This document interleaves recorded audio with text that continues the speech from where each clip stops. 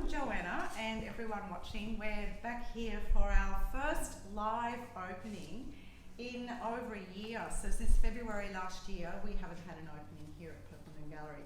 So this is a very short, we're daytime opening. Joanna is going to take us on a gallery tour. So we're going to get started, and we're going to start with the first painting, which is right behind me here, Joanna. And here we go. Tell us about this one. So this one's called Magical Mystical Memoirs, and inspired by a plein air painting trip that I did to Hill End. And when I talk about the magical mystical, it's that moment when you know, sometimes I struggle with the landscape. I think, I can't see this, what am I experiencing?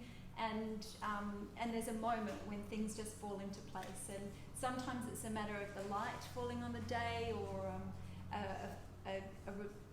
like just a repetition of a form that I see, and that will be that magical mystical moment. The combination between connecting with the land and connecting with the paint and the colours. And the memories. So memories play a strong part in my work as well. Sometimes it's having read the history of the people in the place. I went up to Hill End with Luke Scaberis and a whole bunch of other really great artists.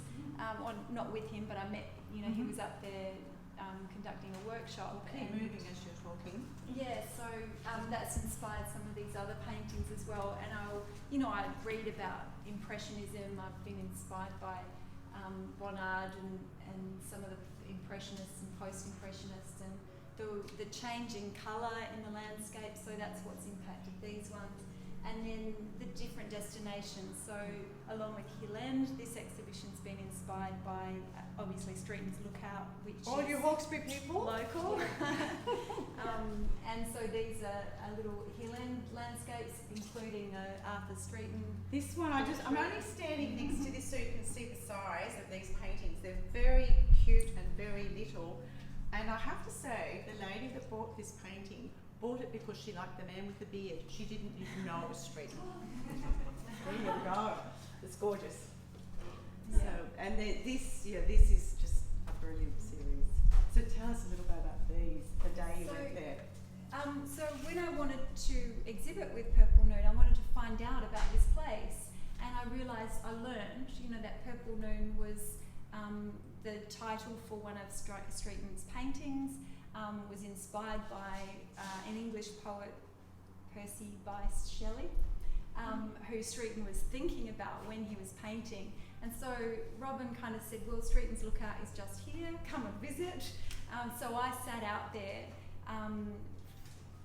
in the 40-degree heat, which is more or less what Streeton was experiencing, and I painted plein air and got the sense of what Streeton was going through. And that inspired me to learn a little bit more about, Darug country, like what this was before the colonialists, and also about Captain John Piper, who from Point Piper.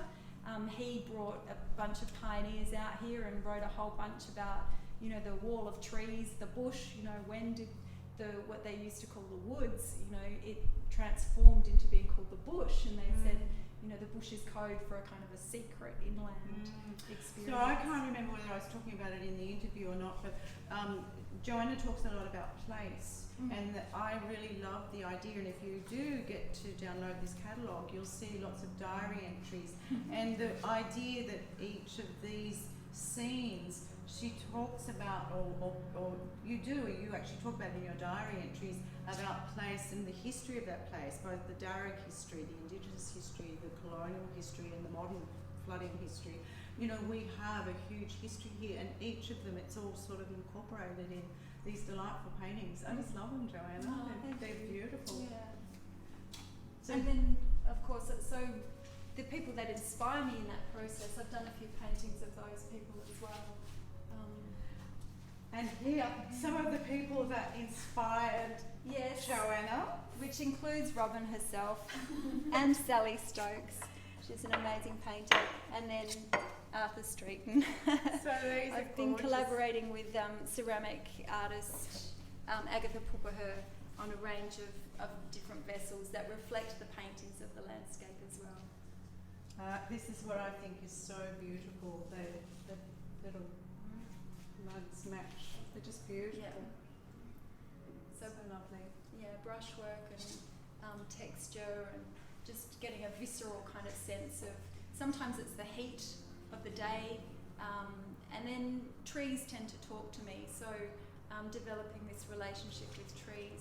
I also write in my journal about this, it's a Welsh word, hiraeth, which is a bit like homesickness, like a yearning, and I think a lot of people experience that, longing for a pastime or longing for a person, or the good old days, that kind of thing. And so memory plays a strong part, remembering these wonderful holidays I've had out.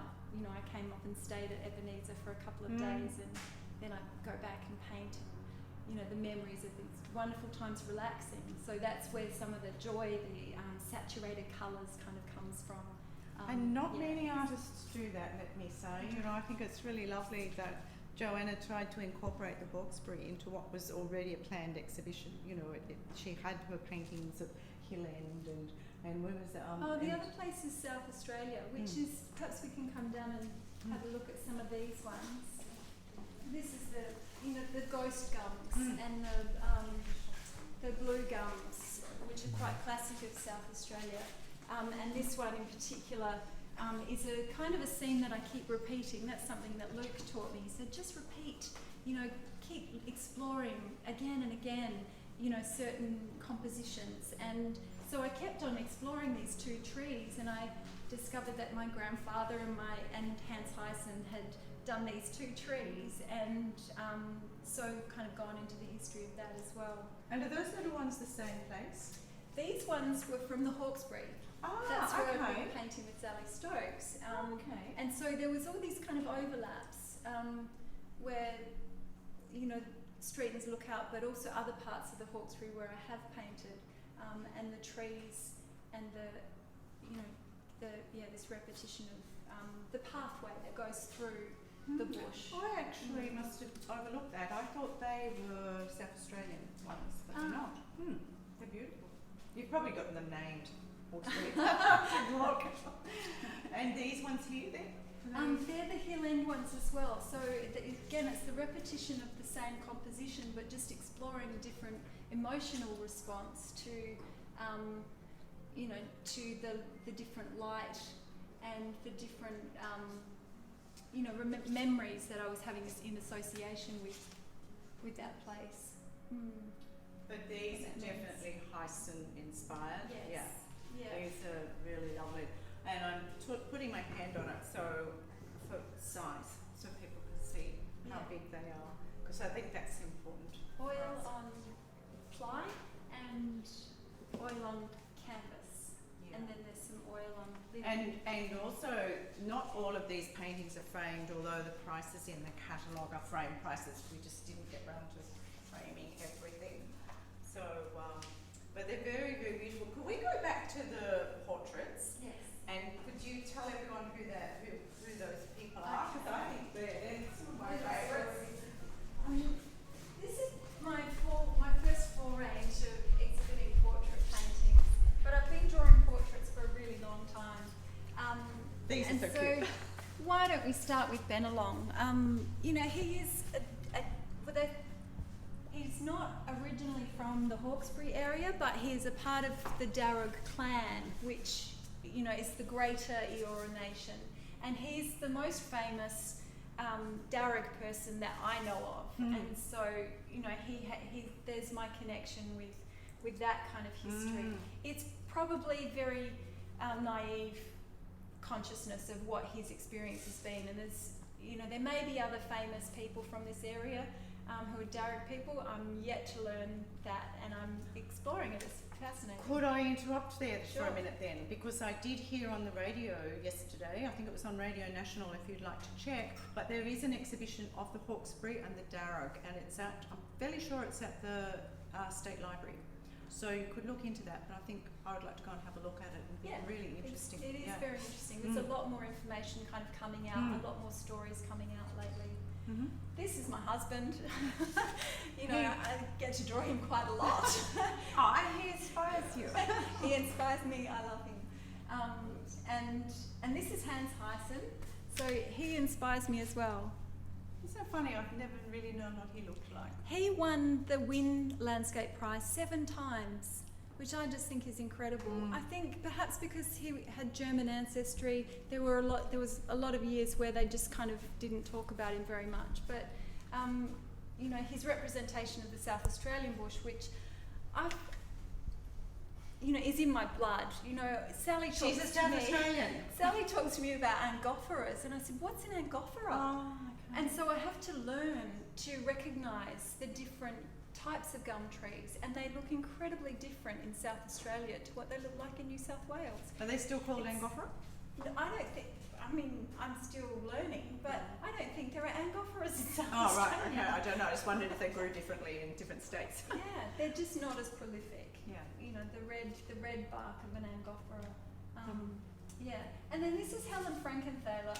I did do a painting that was inspired by her oil, like stains. She'd just kind of splash oil paint all over the place, and I did that with some of these compositions and thought that was fun. But I think it was a bit too experimental. But as a woman from the 60s kind of era, it's still inspirational. Was she for me. 60s or earlier? Oh, she's probably She might be earlier, I'm not sure. You're standing in front of one of my favourite paintings, so maybe if we could you tell us a little bit about this one? Because it's beautiful, it's huge, and it's just got that colour. Love it. Yeah. So again, inspired by Hilland, you know, just exploring scale, taking that experience to a greater scale, and exploring the pinks as well, and kind of coming to understand, you know, how the pink kind of moves through the landscape. So I will sit there painting, and I'll see the pink in the stones. I'll look for the pink in the bark in the tree, or I'll wait for that time of day when the sun sets, you know, and that just fills me with joy.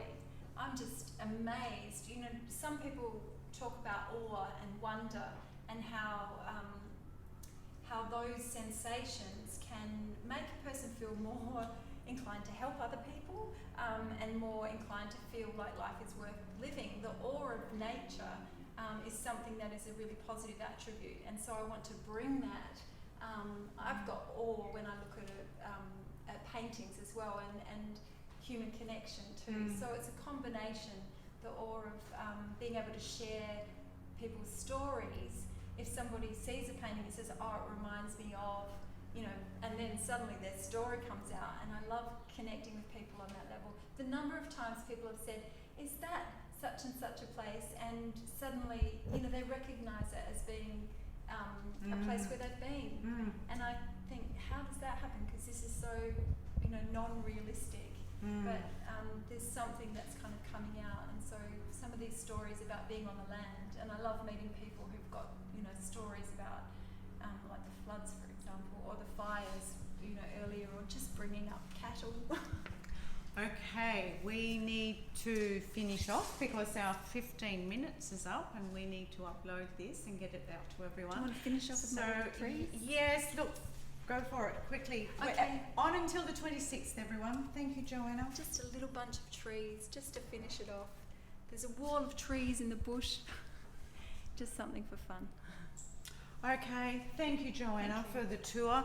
Thank you for coming, everyone. It's been lovely. It's sort of really exciting having real people at a real opening. Yeah, exactly. And I can't think of a better exhibition to have. And for everyone, if you can get down to the lookout and have a look, this is what you'll see. It's back to looking rather beautiful again. It didn't look so nice a week ago. So thank you again. Beautiful.